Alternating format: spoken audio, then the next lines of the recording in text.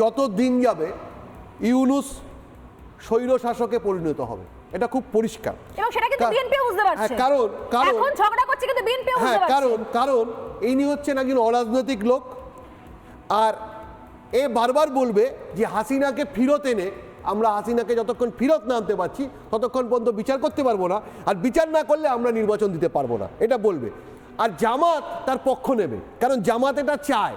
কারণ যতদিন ধরে এই সরকারটাকে রাখা যাবে, জামাত ধীরে ধীরে বাংলাদেশের প্রশাসনের মধ্যে, আর্মির মধ্যে জামাতের লোকজনকে পেনিট্রেট করবে, যাতে আগামী দিনে একটা কমপ্লিট মৌলবাদী রাষ্ট্র হিসাবে বাংলাদেশ বেরিয়ে আসতে পারে। তাদের লোককে ভরে দেবে। এখন উল্টো দিক থেকে কি হবে? যত দিন যাবে বিএনপি যেভাবে আজকে ভারত বিরোধিতা করছে, সেই বিএনপি ভারত বিরোধিতার জায়গা থেকে ছুঁড়ে ফেলে দিয়ে ক্রমাগত ভারতের কাছে আসতে চাইবে, কারণ ভারতই পারে একমাত্র নির্বাচনটা দিতে বাধ্য করাতে। তাই বিএনপি খুব দ্রুত ভারত বন্ধু হওয়ার চেষ্টা শুরু করে দেবে আর কদিনের মধ্যেই, আমি এটাকে ভবিষ্যৎবাণী করে দিচ্ছি।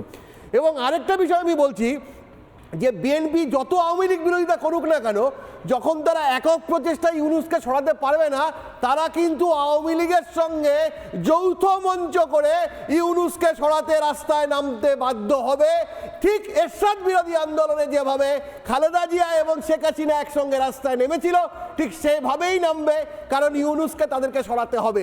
কারণ বিএনপি আফটার অল তারা একটা গণতান্ত্রিক দল, তারা রাজনীতি করতে চায়, তারা বাংলাদেশে ক্ষমতায় আসতে চায়। আমার প্রশ্ন হচ্ছে যে রিপন ভাইরা কেন বলছেন না যে তাদের যে অসংবিধিত নেতা, যাকে তারা মনে করেন যে ক্ষমতায় আসলে তিনি প্রধানমন্ত্রী হবেন, এই তারেক জিয়া, তিনি কেন লন্ডনে বসে আছেন? তিনি কেন বাংলাদেশে ফিরতে পাচ্ছেন না? ইউনূস সরকার তাকে কেন ফিরে আসতে দিচ্ছে না? কারণ ইউনূস খুব ভালো করে জানেন তারেক জিয়া যদি ফিরে আসেন তাহলে তার গদি নড়ে যাবে। সেই কারণে হাসিনাকে তিনি মাইনাস করেছেন। এটা হচ্ছে -2 ফর্মুলা, যেটা এর আগেও বাংলাদেশে হয়েছিল, এখানেও হচ্ছে। যে খালেদা জিয়াকে অসুস্থতা তিনি আছেন, তাকে দ্রুততার সঙ্গে তাকে তারা বিদেশে পাঠানোর চেষ্টা করছে। খালেদা জিয়া তো ভোটে দাঁড়াতে পারবেন, তো বলা হয়েছে পারবেন, কিন্তু তাকে বিদেশে পাঠানোর চেষ্টা করছে। তারেক জিয়া কবে ফিরবেন? তারেক জিয়া কবে ফিরবেন এই প্রশ্নের উত্তর নেই। এবার বলছেন বীরের জাতি। তো বীরের জাতি যদি হয়, আজকে একটা রিপোর্ট দেখলাম, ইন্টারপোল এই মুহূর্তে প্রায় 90 জন বাংলাদেশি টেররকে খুঁজছে। 90 জন, সেটা ভারতবর্ষ নয়, পৃথিবীর বিভিন্ন দেশ থেকে তারা এমন ক্রাইম করেছে যে ইন্টারপোলের খাতায় তাদের নাম রয়েছে। সেখানে কিন্তু এত চেষ্টা করেও আপনারা কিন্তু শেখ হাসিনার নামটা ঢোকাতে পারেননি। তাহলে এই বীরের জাতি কি করছে? বীরের জাতির এত টেরার, এবং বীরের জাতি আমরা মানি, খুব ভালো কথা। তো নৌকায় করে করে কারা অন্য দেশের দিকে চলে যাচ্ছে? কেন অন্য দেশ দখল করতে যাচ্ছে না, মানে এই দেশে থাকা যাবে না, অন্য দেশে শিফট করছে। বীরের জাতি কি? এখানে রিপন বাবু তো রয়েছেন, উনি বলতে পারছেন না তারেক জিয়া কবে ফিরবে, মোহাম্মদ ইউনূস কবে ইলেকশন করাবে।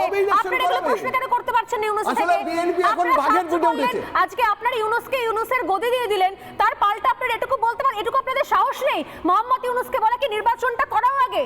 এটুকু আপনারা বলতে পারছেন না? আপনারা দেশ কি করে চালাবেন? আসলে বিএনপি বাঘের পিঠে উঠেছে। বিএনপি না জামাতের সঙ্গে যেতে পারছে, না ইউনূসের সঙ্গে যেতে যাচ্ছে। ইউনূস বলছেন এখন 17 বছর, ইউনূস এখন পুরো সময় নিয়ে 17 বছর করছেন ভোটের তালিকা, মানে ভোটারের ন্যূনতম বয়স। এতে তো ভোট আরো পিছিয়ে যাবে। যতই যা করুন, আপনারা এটাকে করাতে পারছেন না কেন? ভারতের কাছে নতজানু হতেই হবে, আসতেই হবে। আপনাদের আমার প্রশ্নটা, আমার উত্তরটা নেন, আমার উত্তরটা নেন। বলুন না, উত্তর নিচ্ছি আমি, বলুন না। আরে উত্তর নিচ্ছি, উত্তরই তো শুনছি, বলুন না। আপনাদের মনে বিজেপি অবশ্যই যারা আমার হিন্দু ভাইরা নির্যাতিত হচ্ছে, আমার পরিবারের লোক নির্যাতিত হচ্ছে, আমাদের যারা আছে আর আপনাদের কারণে নির্যাতিত হচ্ছে, আপনাদের কারণে নির্যাতিত হচ্ছে। আপনারা বৈষম্য বিরোধী আন্দোলনের নামে যা কাণ্ড ঘটিয়েছেন, আমার হিন্দু নির্যাতিত হবে কেন? আমার বৌদ্ধ নির্যাতিত হবেন কেন? আপনারা কি করেছেন? বিএনপি জামাতের আমলে আপনারা কি করেছেন? আপনারা ভোলায় কি ঘটনা ঘটিয়েছেন? আমাদের জ্বালা হবে না? আমাদের জ্বালা হবে না? ভারতের খাবেন, ভারতের করবেন, আর ভারতকে খাওয়ানো যাবেন।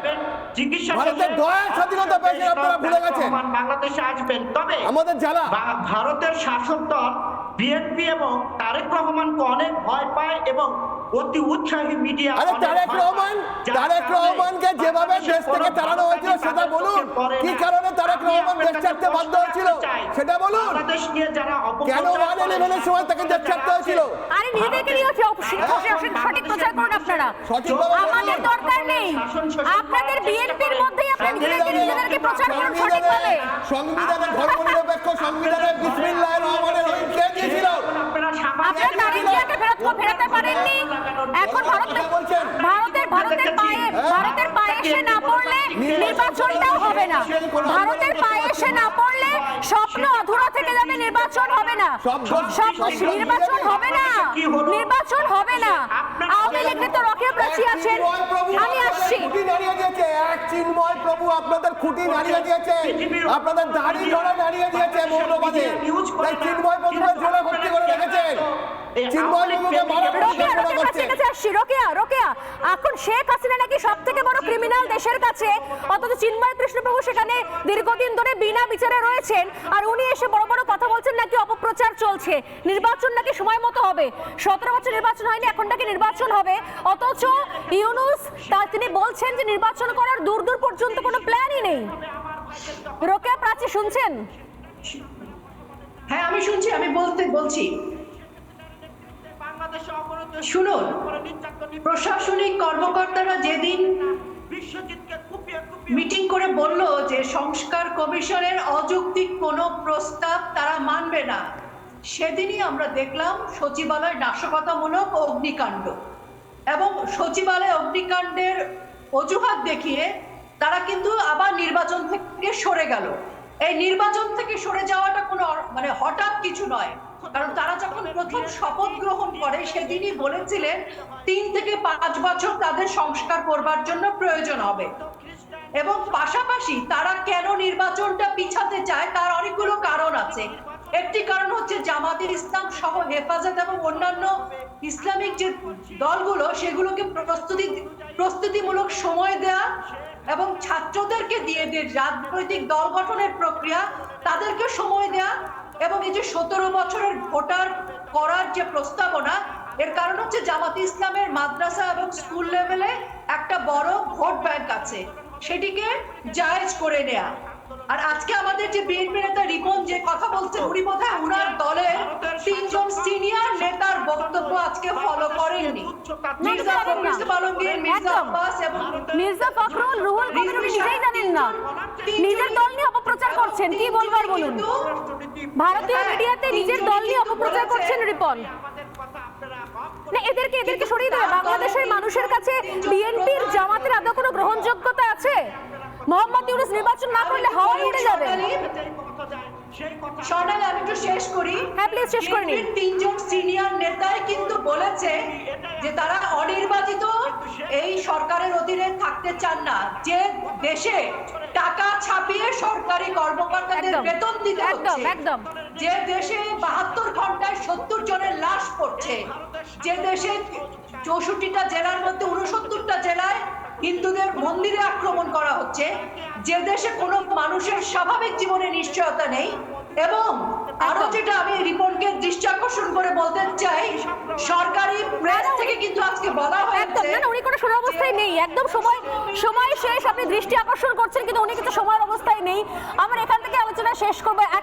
নানা ধরনের কন্টেন্ট দেখার জন্য লাইক করুন, শেয়ার করুন আমাদের ফেসবুক পেজ, সাবস্ক্রাইব করুন আমাদের ইউটিউব চ্যানেল। পাশাপাশি অন্যান্য ব্রেকিং নিউজের জন্য অবশ্যই চোখ রাখুন রিপাবলিক বাংলায়।